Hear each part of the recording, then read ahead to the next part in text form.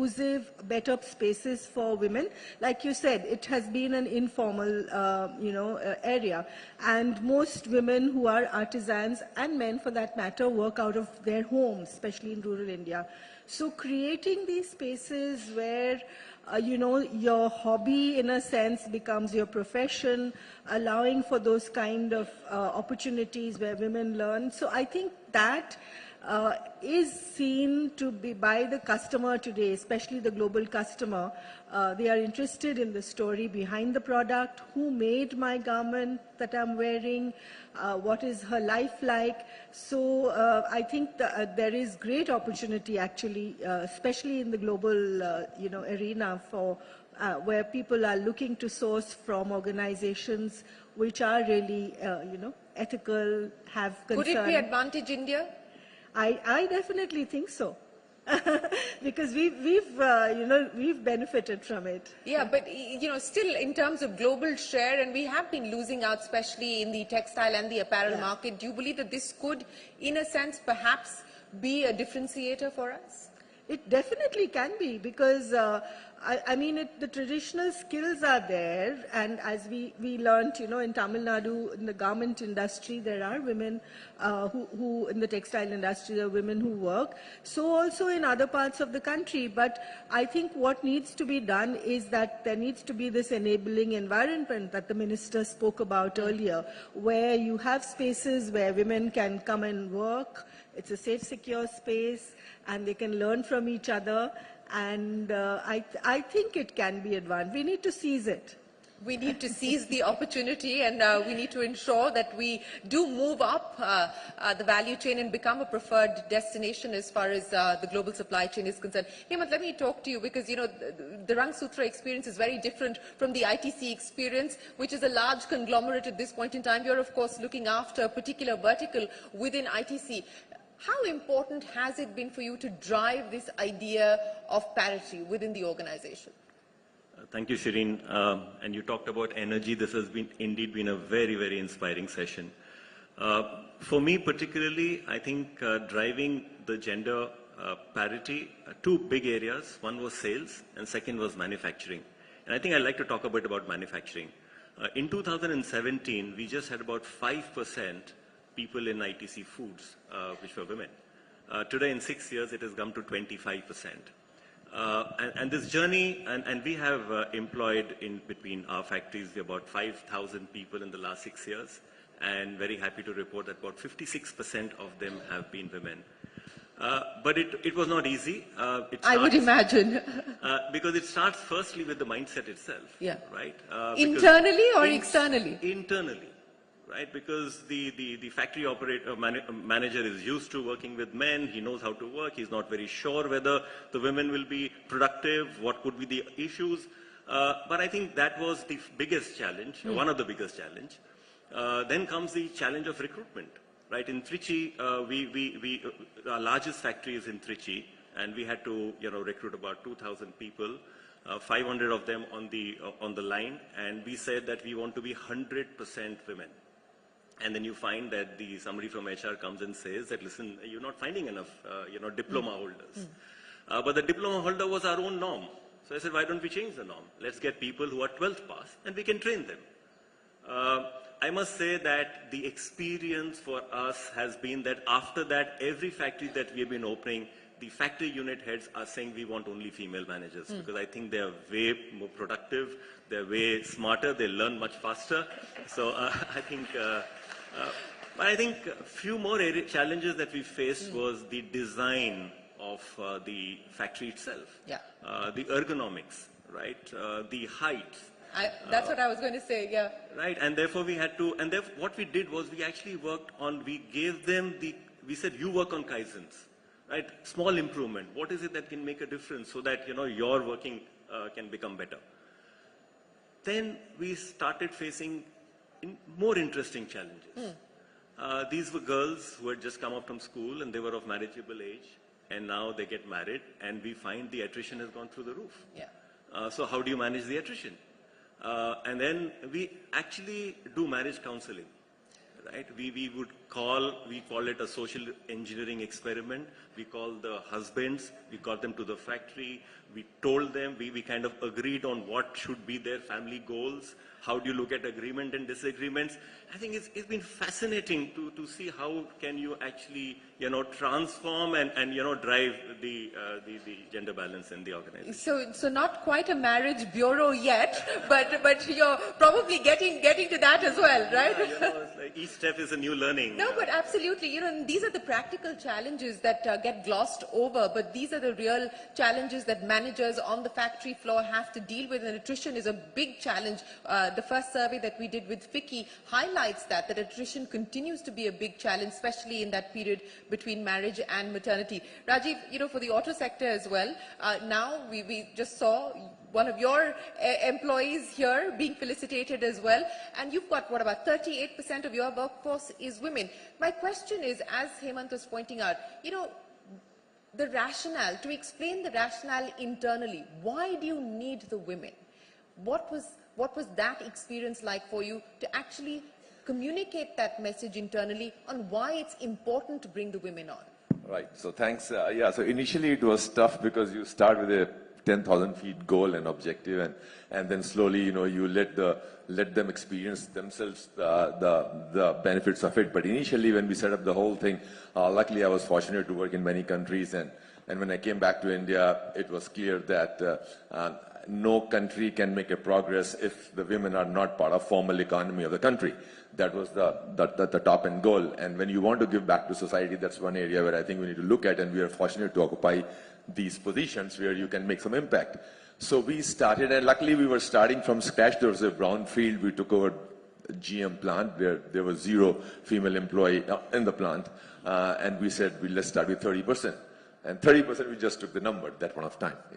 I'm happy that initially we said the lot of studies from ILO, World Bank, and some very few studies were in India by that point of time. So we gave a lot of international studies that why it's important to have female employee participation in the workforce.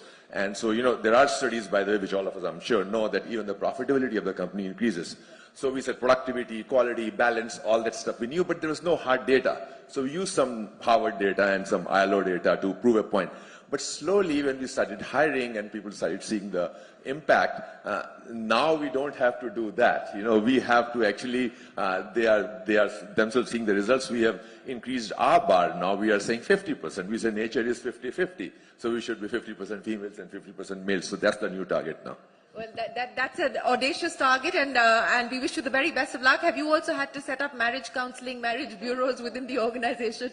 Not of that scale, but frankly, it's very interesting. It's again, I still keep challenging the male mindset. When you initially, all of us probably face this issue when you're hiring a young girl. The guys will say, "Iski to marriage ho jayegi, chali jayegi. Why should we hire?" Fir jab, then pregnant ho jayegi, then kya hoga?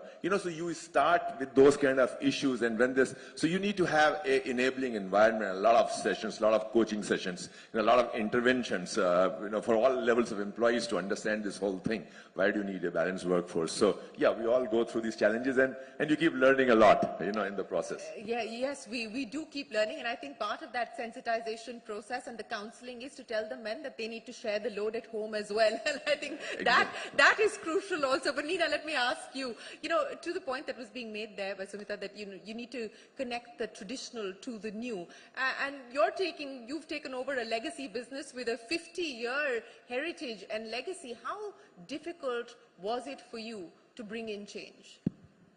First of all, I'm feeling so good being here. I think the energy is fantastic, and it's such a well-curated event. I'm really feeling good, and I'm going to go back much more inspired than when I came. Well, thank you. Thank you so much. That means a lot to us. Yeah. So coming back to the question, actually I got married into the family. I'm not born into the family. Right. So that itself was a disadvantage. Because, as a daughter-in-law... And that's not usual, right? That's very unusual. Unusual, I guess.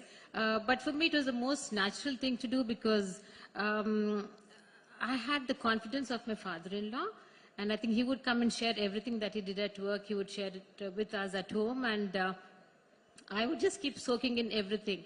And then somewhere after a while, I mean, after my kids were born, I was just born to a privileged family and I was just bringing up my kids at that point of time. I just felt the kids didn't need me anymore when they were still, in school, yes, but I was personally feeling a void. So I approached my father with lots of confidence and no expertise. And I said, I would like to come and help him in his business. And I don't know, it was my good moment. He said yes. And my husband always said, you entered like the East India Company. You came in from the back door and you took over. So that's how I came into the family business. And I just felt this sector required a little sensitivity. And I was just required there. That was the only way I wanted to come in and take charge. You're saying that this sector required sensitivity, and as a woman leader that's driving decision-making today, what do you think is different in the way that you make decisions, in the kinds of decisions that you make, in the things that you champion within the organization? I think one of the speakers before this, I think the Marshal said that, and it struck a chord in me. I think we look at things very differently than men do. We look at the smaller details. And the small decisions that we take, I think, can make a bigger impact.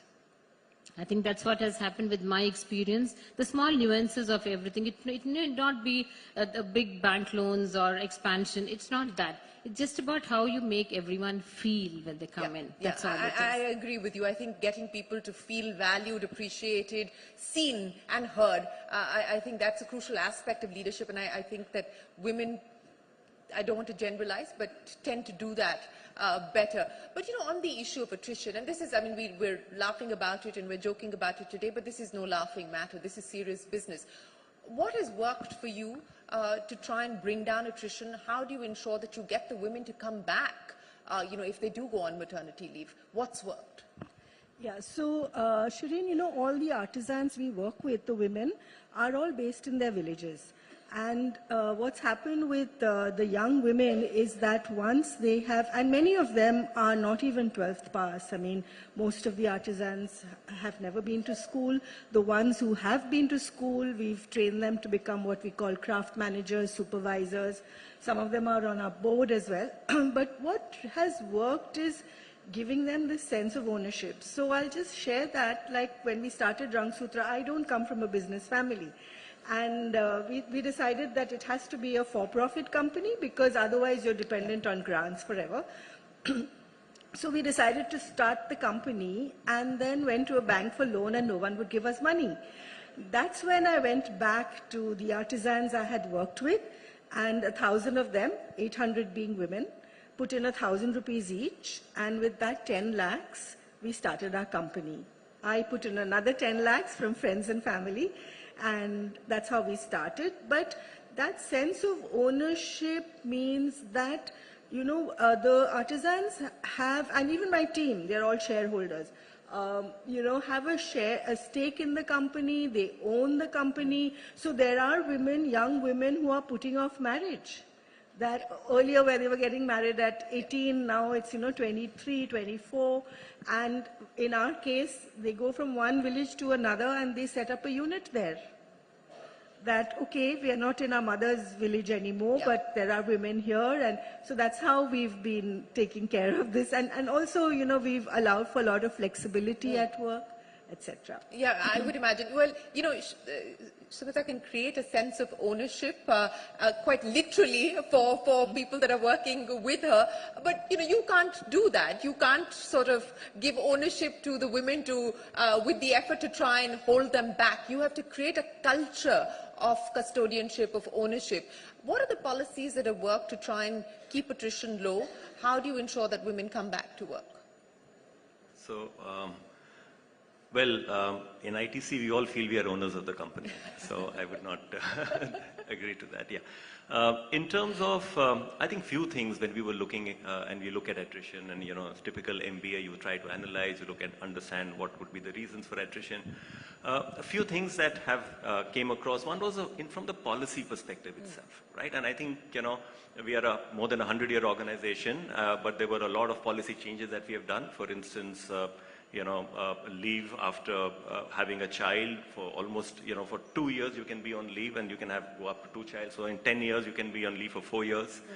Caregiver, travel. If you have a small child, you want to travel with a caregiver, the company will pay for everything along with that.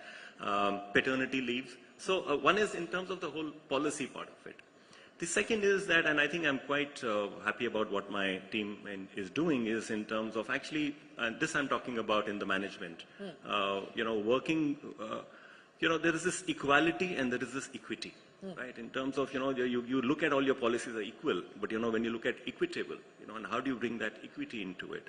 Is our, possibly a lot of management is male oriented. Right? And therefore, how do we look at what is relevant from a female perspective? How do you look at aggression? How does a man look at aggression and how he behaves, and how does a woman look at aggression? Right? We found that a lot of time women don't want to really talk too much about it, while a man will, boast like I'm doing. Right? So in terms of, how do you work with them? People felt that we don't have enough role models, or we don't have enough working groups, so we created this whole, ERGs in place and try to. So I think it's a journey. Yeah. Right, and there are new learnings that are coming, and we have to continue to work on that. No, and I agree with you. There are no easy answers and there are no cookie-cutter solutions. Each organization has to contextualize the solutions, and it is work in progress. And I think the ability to be agile and dynamic and flexible really is helpful. But, again, I want to address that attrition issue with you. But I also want to ask both of you, because you also deal with the supply base, which in many parts of the country continues to be MSME.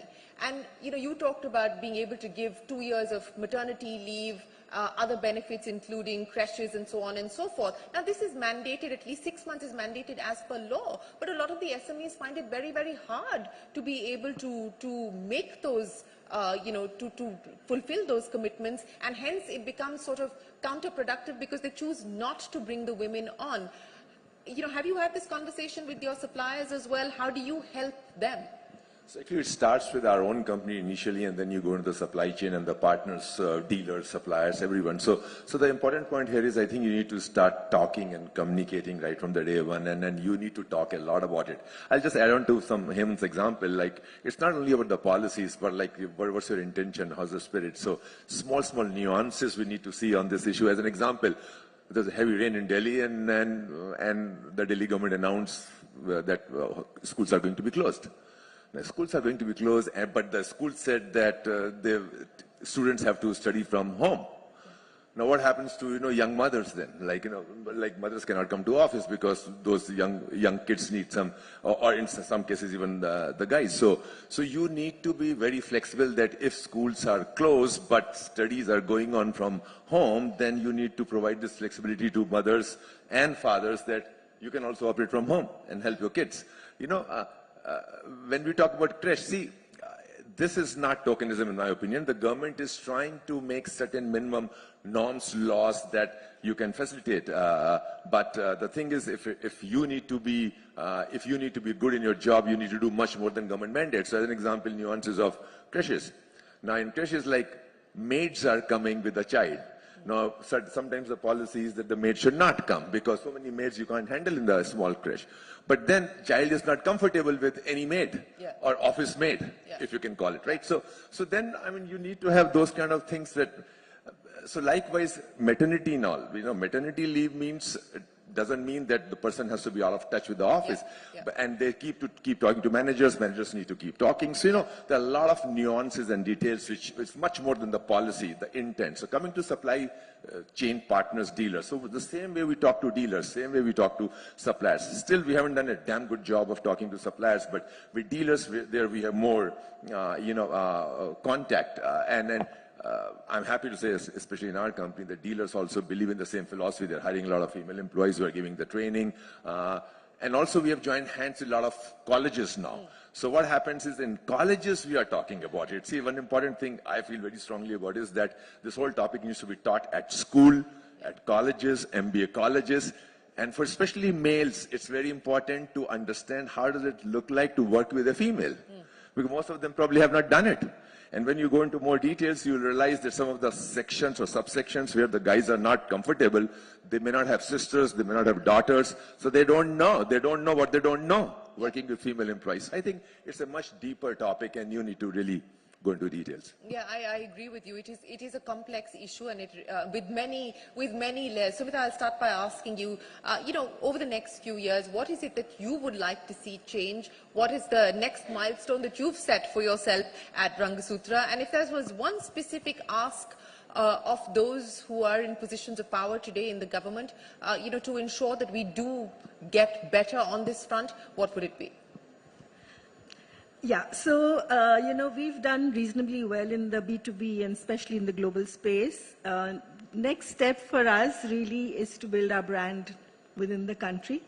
And by that I mean create more awareness among customers here within country. And thankfully, in India, at least Indian women still wear Indian clothes. So I think that's half the battle won.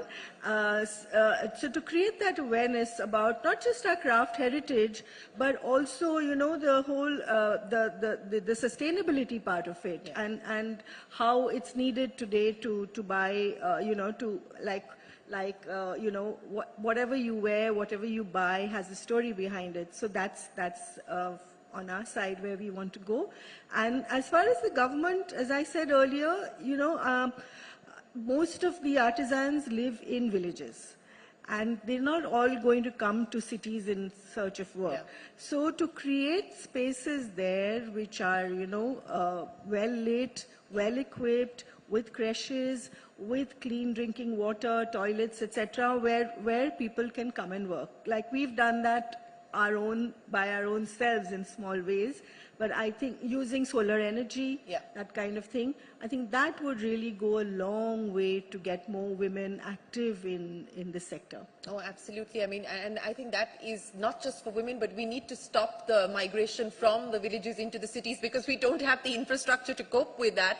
And so we need to ensure that our villages actually are upgraded as well. Nina, what's the target that you've set for yourself? And, if there was one ask that you had, what would that be? Actually, today after I came in, when I heard it was 80% women, I'm like, really, I think that's an awesome thing to aim for, I think I'm going to get a lady HR first. Maybe that'll be a good start. That'll be a good start. But all the same, I think it's about, it's again something that I feel, the support should come from the family where the women are coming from, And I've seen in the last 30 years that I've been doing this business, men are much more sensitive today. It's really the support that they have at home is all there, And I think we need to bring up our children also with the same thing, saying that, both of you are equal. I think it's important it starts from that. And yes, as support from my organization, I would like to make them as safe as possible, which I've already am doing. And of course, that's the only thing I've not set up the marriage bureau. But you need to do the counseling things constantly. We're always doing it. We make re-entry easy for them. And the maternity leave is also extended. I think I also need to extend it to paternity leave, Oh, maybe that's all. These are things that open up for you because I think it has to be more of a support system than anything else that's going to make it work. Yes, it has to be collaborative between the employer and the employee. And then, of course, as you pointed out, ensuring that policies are also gender agnostic to some extent. Hemant, the targets that you've set for yourself, and more importantly, what is the roadmap that you're working on at this point in time in terms of priorities? So I think one or two questions which I missed answering was, we've recently launched a program called Punk, which is for women who are working but had stopped working for whatever be the reason, and if they want to come back. Right, so that's a program that we have just launched. Again, the same resistance I can see, so we'll have to push it through, but I'm sure that will be of great value. The second point you talked about was on our suppliers, right? Now, frankly, there is no challenge with suppliers because most of them don't employ women, right? So it's not about attrition. So I think what I take back from this conference is that how do we give marks to the suppliers who are adding diversity, and so that we treat them as special suppliers, right? Third was in terms of ask. I think, I don't know if you're aware or not, as per the Factories Act, till about 2000, when the Madras High Court came up with a ruling, you could not employ women in factories from 7 p.m. to 6 a.m. Yeah. Right? Then it made from 10 p.m. to 5 a.m. Now you can't have a factory. You need 3 shifts working. Even today, it is 66% of people in night shift have to be women. Now how do you balance that? But many state governments have come up with, when they've given you that, of course the court also talked a lot about in terms of safety and harassment. And of course, that's not it's a given. But these kind of small changes that can happen can make a big difference to all the new locations. So many states have changed, some need to continue to do that. From aspirations perspective, as far as ITC is concerned, in many functions, we already have almost 40-50, hotel is more than 60%, in marketing jobs, it's almost 50% because, we sell food, so we need, people who understand food better.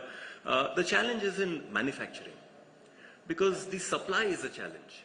So how do we tell people that you should be, there was a discussion on STEM, but even after STEM, mostly it's IT. How do you make manufacturing attractive? You have to get the family involved, you have to, so today we are already working with schools to come and see our factories. So maybe it will inspire some girl tomorrow to want to kind of work in that place. So that's the journey. I think, as ITC, we've taken a target of 30%, so I think we are monitoring that. You've already set a target of 50% for yourself, Rajiv Chhaba, at MG, but, just in terms of the learnings and the roadmap ahead, what are you going to prioritize? Yeah, so there are And how do you make manufacturing aspirational? Yeah, so in Gayatris of this world probably are going to make it aspirational, but I'm happy to say that initially those low-hanging fruits already we've achieved, so no longer there are low-hanging fruits. We need to go deeper into the issues. But initially, as an example, we did the same thing. We went to villages, panchayats, to convince them to come and have a look at our factory. We sent buses to parents to come and see it's a safe place. Initially, when we took some girls from the tribal background, they were given the toilet training even because they didn't know how to use a Western toilet, and then we have vending machines giving free sanitary napkins and stuff like that. So we started with that. Now we are trying to make our staff women leaders as kind of handholders and coaching to these associates of the blue-collar worker. So they act as role models now. But we got the first painter in the country. We got the first, one of the first welders. Initially, the guys were not accepting females in the welding shop. They said they cannot weld. Guess what? We did blind testing. Same, a guy, a new guy and a new girl, and we said, okay, do the welding and blind testing, and girls' welding was better than guy. So so all that stuff we have done. But now the thing is, we need to go to the higher level, and we have the issues also of supply side. So we have got driver back program, the 5th year going on, that even if a lady has got 10 years break, 15 years break, and if they want to come back to the corporate world, we help them with a 1-year training program. Now we have gone to the extent that housewives, you have never worked in life, and then you have been housewife for 25 years or 30 years or 20 years. You want to come back, we'll help you. So we are trying all kinds of things so that we can increase the percentage to 50%. We get the problem at the senior level, so and also we have become a good ground for poaching, unfortunately. so we have to deal with all kind of challenges, but still 50% is the target. Yeah. Very tough, but we are 37 actually now, so we are getting there, right? Well, blind testing should become mandatory across a whole bunch of functions, because I think that will really give you the true test. But thank you so much, Sumita, Nina, Hemant and Rajiv, for sharing your very real, authentic stories and insights on what it takes to actually be able to run factory lines, bring women onto the assembly line, and the long distance that we still need to cover, because it's not going to be an easy path. And, one thing that continues to strike me, and I picked that up from each one of you, is there is no data in this country that tells us what the situation is. There is no repository that can actually put together these insights, this shared information that we've exchanged here this evening, that tells you what's working and what's not. And that's been part of the effort here at Future Female Forward as well. So thank you very much for adding to our playbook. Ladies and gentlemen, a big round of applause. Thank you, thank you, thank you. Thank you so much, panelists, and thank you, Shereen, for such an insightful conversation.